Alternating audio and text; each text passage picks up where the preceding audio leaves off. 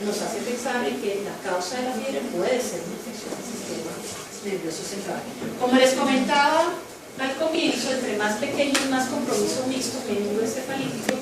Por eso es que estos chiquitines sí tienen generalmente alteración del estado de conciencia y de pobre valor la fontanela. Ya los mayores de 2 años, pues es lo que ustedes se acuerdan de meningitis, la famosa triada de cefalea, vómito y fiebre, pues también es válido en los niños mayores. Con menos frecuencia hay somnolencia, convulsiones, aparecen los signos de niños, a veces son francos, hay que buscarlos siempre. Focalización dependiendo del estadio, ataxia, inestabilidad hemodinámica y lesiones del piel, especialmente con GGT. Inestabilidad hemodinámica y lesiones hemorrágicas meningococo. Entonces todo lo anterior, pero tienen lesiones hemorrágicas, están pensando en una meningococcemia. ¿Cómo hacemos el diagnóstico? O sea, la sospecha clínica es fundamental, pero a nivel de infección del sistema nervioso central, si estamos en la obligación de confirmar. Entonces yo siempre les digo que cada vez que piensen en infección del sistema nervioso, tienen que ser confirmar. No es que la desdevilo, la difiero, o que de pronto sí, de pronto no. El que la piensa, la hace. Es mejor tener en la mano un limpio cefalorraquídeo normal que demorar el diagnóstico por el potencial riesgo de secuelas y de mortalidad. Entonces, pues, así como se diría coloquial vulgarmente, a nadie se le niega, ¿no? Se la hace. Entonces, el líquido cefalorraquídeo es la clave del diagnóstico. ¿Qué digamos? El aspecto, un citoquímico como puedan en el sitio donde estén ejerciendo, con celularidad, glucosa, proteínas, ácido láctico, PCR, etc. Coloraciones básicas, siempre hay que hacerlas, no solamente el grano, hay que hacer tinta china, coloración de Nielsen, porque pues la posibilidad de TB en el promedio es alta. Siempre hay que cultivar, cuando no siempre rescatamos el germen, pues obligatoriamente hay que cultivarlo, ¿cierto? Y cuando tienen posibilidad de hacer cualquier estudio complementario en cuanto a detección antigénica rápida, llámese PCR específica, látex contra inmuno, cualquier cosa que los oriente a un diagnóstico precoz, porque el cultivo está en 72 horas. Pues si tienen un medio para hacer el diagnóstico más rápido es mejor, porque por eso hacemos un manejo antimicrobiano específico para el diagnóstico identificado. Siempre les recomiendo al hacer el estudio de líquido cefalorraquídeo, al hacer la punción, tomar 3 frascos. No tienen que ser con mucha cantidad. Y tampoco pasa nada si tienes mucha cantidad. Si estás en un niño que no tenga hipertensión endocrinal y más aún si es lactante, con fontanela permeable, el riesgo de dañación es menor. Tomen 3 tubitos. Uno para cultivo de gérmenes comunes, otro para todo el citoquímico y el tercero robarlo en nevera. ¿Por qué? Porque después de hacer todo eso y de esperar 3 días de cultivo, de pronto estamos ante una meningitis aséptica y hay que profundizar en estudios virales específicamente. Entonces guarden siempre una muestra porque pues igual es incómodo volver a hacer una función, sobre todo para el paciente, no para nosotros. Reservemos la posibilidad de hacer más estudios. Exámenes complementarios, aunque la clave del diagnóstico es el líquido cefalorraquídeo, pues hacemos un cuadro hemático. Hay que hacer una medición de glicemia un poco antes de tomar el líquido cefalorraquídeo. ¿Por qué, Karen? ¿Por qué la glicemia debe ser antes de la punción? Porque puede alterarse con la misma función. Por un lado, porque por el estrés de la función se puede alterar. Otra razón.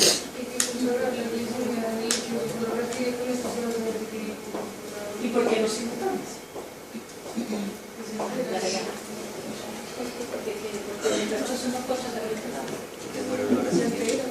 Parece que en todo este proceso inflamatorio, a pesar de que la barrera hematoencefálica está muy permeable, la difusión es lenta.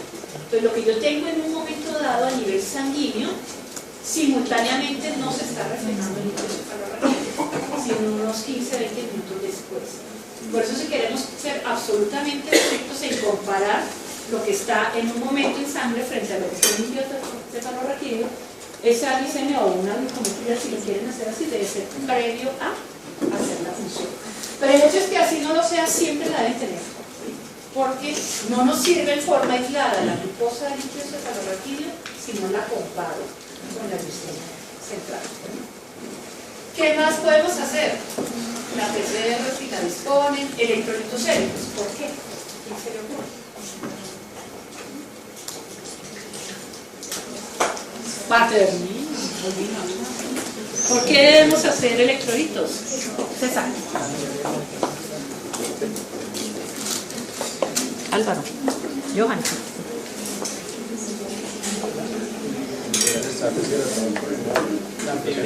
Pueden estar deshidratados por el vómito. ¿Qué dice Juan Felipe Coronado?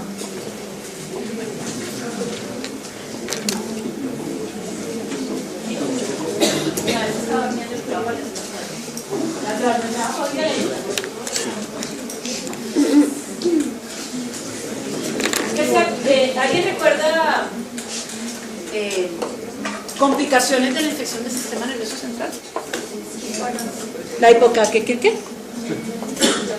¿La hipo qué? ¿Hiponatremia por qué?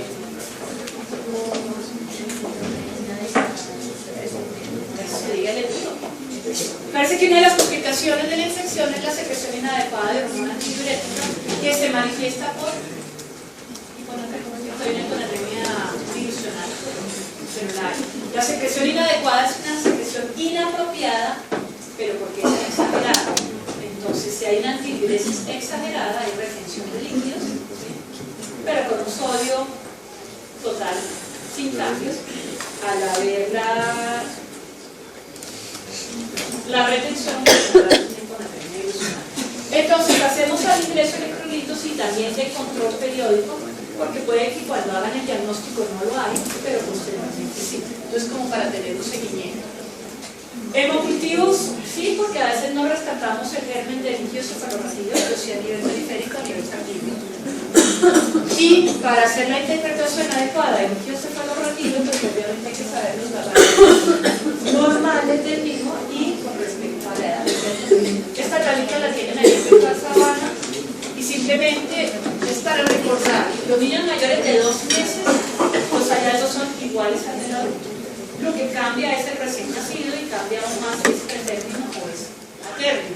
Entonces fíjense que los niveles de proteínas en un niño normal pretérmino pueden ser hasta 150 miligramos y en una término un poquito más. Siempre para evaluar el líquido hay que tener en cuenta la glicemia central y lo normal es 2/3 de la existente. Esa relación se mantiene a cualquier edad. Y el recuento celular en los recién nacidos puede ser alto, siendo normal. En los niños mayores de 2 meses máximo aceptamos 6 células, pero estas células solo pueden ser ¿de qué tipo? Linfocitos. La presencia de un solo neutrófilo en líquido cefalorraquídeo es anormal y los hace sospechar de meningitis. Aunque hay uno más específico de los recién nacidos para que se lo vean con calma. Muy bien. Lo importante es saber cuándo no es normal. Entonces, aunque estos son unos parámetros muy groseros, muy grandes, ¿cierto? Sí nos orientan un poquito a sospechar la probable etiología. Entonces, en el caso de una infección bacteriana, el recuento leucocitario muy alto, generalmente por encima de 500 células, de ellas el 80% por lo menos son neutrófilos. La relación glicemia-glucosa está alterada, la glucosa está baja y las proteínas aumentan. Si pensamos en una infección viral, hay un recuento aumentado, pero casi nunca supera las 500 células, es de predominio linfocitario, las proteínas aumentan, pero nunca superan los 100 miligramos por ciento, y la glucosa desciende, pero en una forma leve. Hay una tercera posibilidad que es muy similar a los hallazgos de una meningitis por TBC a una micótica. Obviamente el diagnóstico no da la identificación del germen, y es que tienen celularidad aumentada a expensas de linfocitos, pero con una glucosa disminuida en forma muy importante y unas proteínas exageradamente aumentadas, que generalmente superan los 1000, no los 100, sino los 1000 miligramos por decilitro. Entonces, ¿cuándo estamos autorizados a hacer una punción lumbar? Siempre que la sospechen. Entonces, si la piensan, hacen la punción. es la indicación absoluta, descartar infección del sistema nervioso central. En los recién nacidos con sepsis está indicado en algunos momentos hacer la punción lumbar. Cuando tengan un paciente con convulsión febril, primer episodio, menor de 1 año y sin foco evidente, y otras consideraciones que vamos a ver en la segunda parte de la clase, haríamos punción lumbar. Cuando estamos ante estudio de infección por un cuadro de fiebre sin causa, que encontramos cultivos positivos y no hay foco, y hay además algún compromiso neurológico, hay que hacerla. E independientemente de que este paciente que esté en estudio de infección sin foco haya recibido en forma previa antibióticos, no invalida la posibilidad de hacer la punción lumbar. Entonces, si ha recibido previamente antibióticos, es probable que el cultivo esté negativo, que el gran sea negativo, la celularidad inicialmente no cambia, las proteínas demoran en llegar a su nivel basal, lo mismo que la glucosa en normalizarse. Entonces, cuando lleve 1 o 2 días de tratamiento antibiótico previo, la función es significativa y nos orienta hacia el diagnóstico. Hay cosas como la PCR y el látex de líquido cefalorraquídeo que no se alteran con el manejo antibiótico, entonces estamos autorizados a hacer la función y completar el estudio. Más importante es tener en cuenta cuándo va a ser, ¿cierto? Pues las contraindicaciones de la función, coagulopatía de cualquier tipo, mientras se corrige. Me explico, un paciente que tenga una trombocitopenia, hay que transfundir plaquetas, un paciente que tenga alteración de alguno de los factores de coagulación, corregimos el factor específico o en su defecto, si no sabemos cuál es, plasma fresco congelado, idioprecipitados, etc. Estabilizamos el problema hemorragíparo y hacemos la función.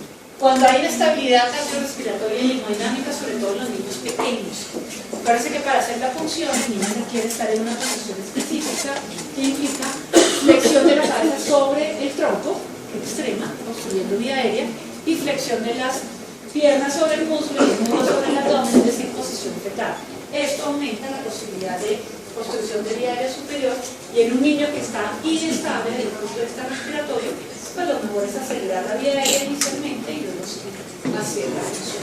Cuando haya signos de hipertensión intracraniana, obviamente hay que hacer imágenes previamente y descartar esta posibilidad, lo mismo que ante presencia de focalización.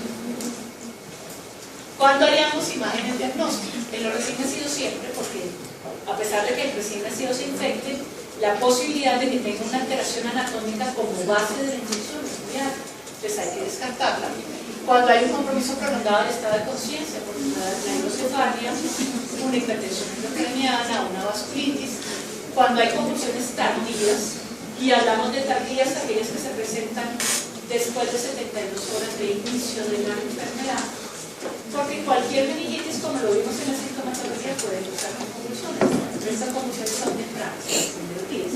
Generalmente, cuando son tardías, se asocian a algún defecto estructural o hay un área de vasculitis que genera el foco para convulsión. Cuando el paciente a pesar del tratamiento tiene irritabilidad prolongada y excesiva, también porque puede ser secundario de una hidrocefalia, cuando hay cualquier hallazgo neurológico focal, y cuando por algún motivo hemos hecho control de líquido cefalorraquídeo y los indicadores de infección persisten alterados, se requiere la función lumbar y se hacen imágenes, porque puede haber de igual forma un defecto anatómico que haga que sea persistente. Esto es válido también cuando la meningitis es recurrente, porque solamente también hay defectos anatómicos. Y cuando hay un aumento progresivo y exagerado del perímetro cefálico, porque puede haber como complicación de la meningitis, hidrocefalia o lesiones cerebrales que pueden ser sépticas o asépticas. Las sépticas, y si son cerebrales, ema, y las asépticas, Junior, Rodríguez. Se llaman higromas. No se les olvide. ¿Higroma? Muy bien. Complicaciones. Entonces ya les hablaron muy bien de la secreción inapropiada de la hormona antidiurética, de los higromas, nuevamente conexiones asépticas a nivel estructural, hidrocefalia, convulsiones y otras más tardías, pero entre más tardías más complicadas, trombosis de células, abscesos, ventriculitis, edema, etc. En general los abscesos cerebrales en los niños son primarios, es decir, no son secundarios a infección a meningitis. Son primarios y se ven muchos niños con cardiopatías congénitas, sobre todo aquellos que tienen cortocircuitos de izquierda a derecha, que pueden embolsar. Perdón, que pueden embolsar, pero en general los abscesos son primarios, pero podrían verse como secundarios a la infección. Tratamiento tiene 4 pilares básicos. 1, estabilización hemodinámica, por encima de cualquier cosa, ¿cierto? Recuperar el estado de hidratación del paciente, mantener una tensión arterial mínima entre 70 y 50, independientemente de la condición biológica del paciente, porque lo que prima es el estado hemodinámico para favorecer la perfusión cerebral. Entonces, lo que se requiera, líquidos inotrópicos, etc., oxigenación adecuada, terapia antimicrobiana dirigida al germen identificado, si es que tenemos, o de acuerdo a la edad, a la probable etiología por la epidemiología local, y lo que llamamos la terapia antiinflamatoria. Terapia antiinflamatoria que fue descrita hace muchos años, cuando predominaba la infección por hemófilos influenza, porque el hemófilis en forma secundaria produce algunas secuelas que eran la vasculitis y la lesión del octavo paso, haciendo hipofusión que podría ser severa. Se vio que al administrar un antiinflamatorio, específicamente dexametasona, antes del inicio de la terapia antimicrobiana, se disminuía la posibilidad de estos efectos secundarios a nivel de octavo paso y de vasculitis. Si recuerdan un poquito de la fisiopatología, romperse la membrana o la pared celular, que se liberan algunas sustancias que generan en forma secundaria la liberación de citoquinas inflamatorias, pues estas son las responsables realmente del proceso inflamatorio. Si antes de que se rompa la pared o la membrana no he instaurado una terapia antiinflamatoria efectiva, el riesgo de que se dé esta cascada inflamatoria. Esto se vio entonces en infecciones por hemófilos, se usó durante mucho tiempo, pero de acuerdo a lo que hablamos de epidemiología, cada vez son menos frecuentes las infecciones por hemófilos porque hay vacunación. Se extrapoló entonces después al estreptococo neumonio, porque era el segundo en frecuencia en cuanto a infección, con resultados contradictorios. Hay estudios que muestran efectividad, otros que no. Definitivamente ante la sospecha, y sobre todo cuando no tienen identificación de germen en niños mayores de 6 semanas, como en lactantes, está indicada la terapia antiinflamatoria. Con dexametasona hay múltiples esquemas. Este es uno que funciona, que son 0.4 miligramos por kilo cada 12 horas durante 2 días, pero la recomendación es que la primera dosis se dé antes de la primera dosis del antibiótico que va a tener efecto. ¿Qué antibiótico vamos a dar? Si tenemos identificado germen con antiviral, pues sobra decir lo que vamos a escoger. En general siempre es antibiótico-terapia empírica porque al comienzo no lo tenemos identificado. Menores de 3 meses, esquema de primera línea para infección que puede ser antiaminoglucósido o cefalosporina de tercera. Ampicilina que descubre estreptococo del grupo B, Listeria monocytogenes, y la cefalosporina de tercera generación, adecuado cubrimiento para los otros que son los gram-negativos del canal del parto. Y entonces, Andrés Sáenz, ¿qué es cefalosporina son según asignación? Estas son preguntas de examen.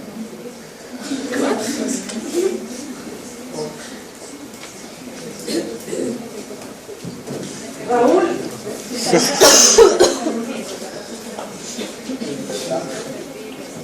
¿CF qué? ¿CF primera de tercera? ¿De cuál? ¿CFG? Cefotaxime. ¿Y ceftriaxone por qué no, María Paula?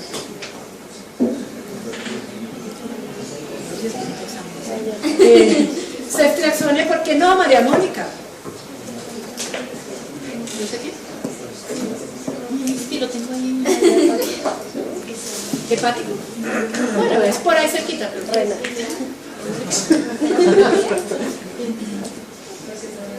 Johanna Alexis.